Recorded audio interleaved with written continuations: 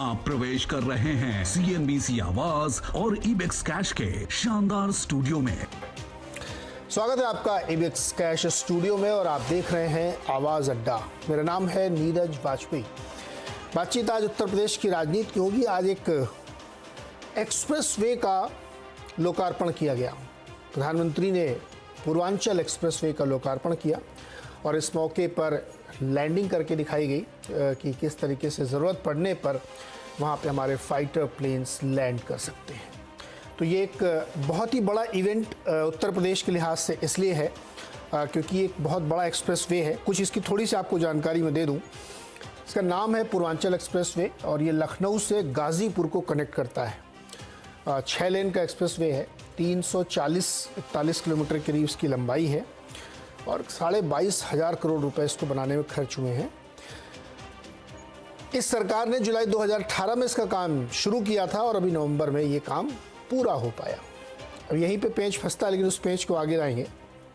अभी बेसिक जानकारी आपको समझ लीजिए कि ये एक्सप्रेसवे है। इसकी वजह से जो पूर्वांचल की पूरी कनेक्टिविटी वो बिहार तक जाती है, क्योंकि गाज़ीपुर से फिर बहुत थोड़ा ही रह जाता है बिहार, और इधर लखनऊ से कनेक्ट होने की वजह से अगर आप इसको एक्सप्रेसवे से जो दिल्ली वाला है उसको जोड़ दें और आगरा एक्सप्रेसवे जोड़ दें तो ये पूरा दिल्ली से ले करके गाज़ीपुर तक ऑल कनेक्टेड है। ऐसे कई और प्रोजेक्ट पे काम चल रहा है, जिसमें एक बुंदेलखंड एक्सप्रेस है जो कि इससे भी थोड़ा सा बड़ा होगा। वो चित्रकूट से इटावा के बीच में आएगा। और एक गंगा एक्सप्रेसवे भी जिसका 90% लैंड एक्विजिशन हो गया है, वो मेरठ से प्रयागराज तक जाएगा। वो सबसे बड़ा होगा। वो करीब 640 किलोमीटर लंबा एक्सप्रेसवे है। ये सारे काम चल रहे हैं, लेकिन आज जिसका लोकार्पण हुआ वो मौका है उत्तर प्रदेश में राजनीति को समझने का। चुनाव का मौसम चल रहा है, 2-3 महीने ही बाकी हैं, उसके बाद वहाँ पे होगा। तो विकास के एक प्रतीक के तौर पे इसको रखा गया और जब ये लोकार्पित किया गया तो इसमें बहुत सारे इसके फ़ायदे बताए गए कि कैसे इसके बेनिफिट्स होंगे, क्योंकि जब कम्युनिकेशन या ट्रांसपोर्ट बढ़ता है तो उसके आसपास के लोगों के जीवन में बदलाव आता है, क्योंकि सुविधाएं बढ़ने लगती हैं, फिर व्यापार बढ़ने लगता है। ये सारी चीज़ें हैं, लेकिन क्या ये यूपी चुनाव का बड़ा मुद्दा बनेगा विकास? उसकी एक वानगी है ये, या पुराने ढर्रे पे जाएगा? लेकिन चूंकि ये कहते हैं कि जिस जगहों में अमेरिका के बारे में कहा जाता है कि अमेरिका इसलिए महान है क्योंकि वहाँ पे बहुत अच्छे हाईवेज़ हैं। उसको पलट के कहा नहीं, वहाँ बहुत अच्छे हाईवेज़ हैं, इसलिए अमेरिका बहुत बड़ा देश बन पाया, बहुत सक्सेसफुल देश बन पाया। तो क्या ये एक्सप्रेसवे यूपी की तस्वीर राजनीतिक तौर पे भी तय करेगा अगले कुछ महीनों में? इसी पर आज बातचीत करेंगे।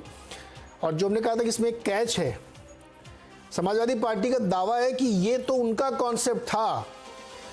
अखिलेश यादव जी ने ट्वीट भी कर दिया कि फीता लखनऊ से आया, कैंची दिल्ली से आई और काटने में मची है खिंचम खिंचाई। ऐसा करके उन्होंने दोहा बना के ट्वीट किया है इसको। तो आज समझने की ही कोशिश करेंगे कि ये विकास का मॉडल किसका है और किसको फ़ायदा करेगा। बातचीत करने के लिए हमारे साथ हैं डॉक्टर कौशल कांत मिश्रा, भारतीय जनता पार्टी के प्रवक्ता हैं वो। इसके साथ ही डॉक्टर अजीज़ खान हमारे साथ हैं, जो समाजवादी पार्टी के प्रवक्ता हैं, उनका पक्ष रखेंगे। गौरव कपूर जी हैं, जो कांग्रेस की तरफ से, उनका पक्ष रखेंगे। सतीश के सिंह जी हमारे साथ हैं, बहुत ही सीनियर जर्नलिस्ट हैं और हमारे चैनलों पे आते रहते हैं, हमसे अक्सर बातचीत करते हैं। और शिवम त्यागी जी हमारे साथ हैं, पॉलिटिकल एनालिस्ट हैं। आप सबका बहुत बहुत स्वागत है। बस एक ही निवेदन है कि एक दूसरे की बात सुन के जवाब देंगे तो बेहतर रहेगा। कौशल खान जी, मेरी आवाज़ आ रही है आपको? अच्छा, वो नहीं। अजीज खान जी, आपके पास, आप लोग कह रहे हैं कि ये कॉन्सेप्ट तो आपका था, ये तो जबरदस्ती हो जो दोहा लिखा है अखिलेश जी ने कि कैंची दिल्ली से आई, फीता लखनऊ से आया, काटा खिंचम खिंचाई, और बड़ी फोटो वोटो डाली है। ये क्या भाई? ये जो कह रहे हैं कि 2018 में शुरू किया गया, 2021 में कंप्लीट। आपकी तो सरकार भी नहीं थी उस समय, फिर ये दावा किस बात पे कर रहे हैं आप लोग? देखिए नीरज जी, आप एक बड़े पत्रकार हैं और सारी परिस्थितियों से वाकफियत है आपको बड़ी से। 2016 में इसका शिलान्यास हुआ और इसकी फोटो भी लगातार खबरों में भी चली और तमाम तरीके की बातें थी। इसमें लैंड एक्विजिशन का जो काम था वो करीब 90% समाजवादी पार्टी ने किया। उसके साथ साथ इसका जितना भी वर्क था डीपीआर से लेकर के और इसके प्रोजेक्ट, यानी ये हमारा ड्रीम प्रोजेक्ट रहा, समाजवादी पार्टी का ड्रीम प्रोजेक्ट था, क्योंकि आगरा एक्सप्रेस वे से इसको बेहतर बनाने के लिए इसका प्रपोजल तय किया गया और 353 किलोमीटर का प्रपोजल तय किया गया। लेकिन सारा काम हम लोगों ने किया, सारी चीजें की और एक बेहतर सोच के साथ, क्योंकि पूर्वांचल का इससे बहुत बड़ा विकास होगा और बहुत बड़े विकास को सोच करके, इस विजन को सोच करके, इस मिशन को सोच करके माननीय अखिलेश यादव जी ने इसकी नींव रखी और इसको बनाने का प्रयास किया और बनाना शुरू कर दिया। लेकिन जल्दबाजी में अभी वो कंप्लीट भी नहीं हुआ, तमाम तरीके की कमियां हैं। मैं आपको बताना चाहूंगा नीरज भाई कि आप वहां जाएं मौके पे, चूंकि मैं चल चुका हूं, अगर आप एक छोर से चढ़ जाएं, दूसरे छोर तक जाना हो, अगर पेट्रोल की जरूरत पड़ जाए तो रास्ते में पेट्रोल पंप तक नहीं है। अगर टॉयलेट की बात है, अगर वहां शौचालय की बात है, बहन बेटियां बच्चे अगर साथ में हो तो यकीन मानिए वहां टॉयलेट्स नहीं है, एमिनिटीज नहीं है। अगर खाना पानी अगर बांध के आप नहीं जाएंगे, 400 किलोमीटर का सफर है, तो रास्ते में फूड पॉइंट्स नहीं है, सर्विस लेन नहीं है। अगर किसी तरीके खुदा न खास्ता कोई हादसा हो जाए तो उस हादसे के तहत आज पुलिस नहीं मिलेगी, क्योंकि रास्ते में सेफ्टी नॉर्म्स नहीं है, लाइट की प्रॉपर व्यवस्था नहीं है और तमाम तरीके की वहां कमियां हैं। इतनी जल्दबाजी में आखिर उद्घाटन क्यों? सवाल इस बात का है कि जब इतनी सारी कमियां हैं और अभी 1 साल का वक्त और लगता है इसको बनाने में, आखिर इतनी जल्दबाजी में उद्घाटन क्यों किया जा रहा है?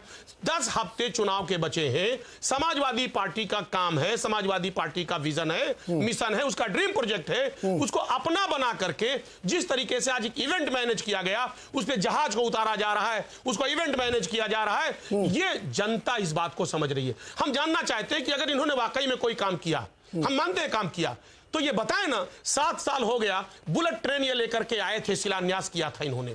आप साहब बुलेट ट्रेन 7 साल में नहीं चला पाए। ये अपने संसदीय लोक क्षेत्र में माननीय मोदी जी नहीं चला पाए, योगी जी अपने संसदीय क्षेत्र गोरखपुर में नहीं चला पाए। अरे बुलेट ट्रेन तो छोड़ो, मेट्रो नहीं चला पाए, उसका शिलान्यास नहीं कर पाए और डीपीआर 3 बार गोरखपुर का हुआ, फाइनल नहीं हो पाया। सवाल इस बात का, अपने काम का फीता काटिए ना। आप तो कभी कानपुर में मेट्रो का फीता काटते, छोटे बनाया उसका फीता काटते। सवाल इस बात का, यही लड़ाई। मुझे ये थोड़ा सा बताइए कि ये जो आप कह रहे हैं कि शिलान्यास आप लोगों ने कर दिया था और 90% जमीन एक्वायर कर ली थी, कब कर लिया था आप लोगों ने, किस सन में?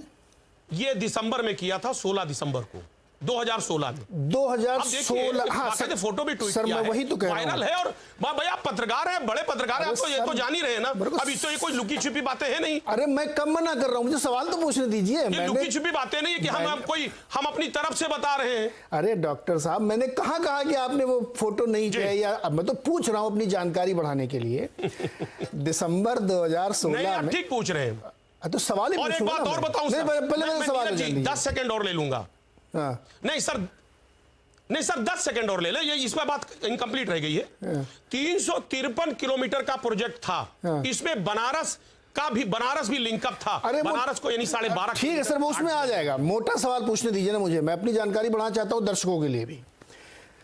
जी। मार्च 2017 में परिणाम आ गए थे चुनाव के, सरकार बदल गई थी। 3 महीने पहले जब बिल्कुल चुनाव अधिघोषणा, 16 की बात कर रहे हैं। 16 की तो बात मैं कर रहा हूं, दिसंबर 16 की आप फोटो बता रहे हैं। मार्च 2017 में सरकार बदल गई थी।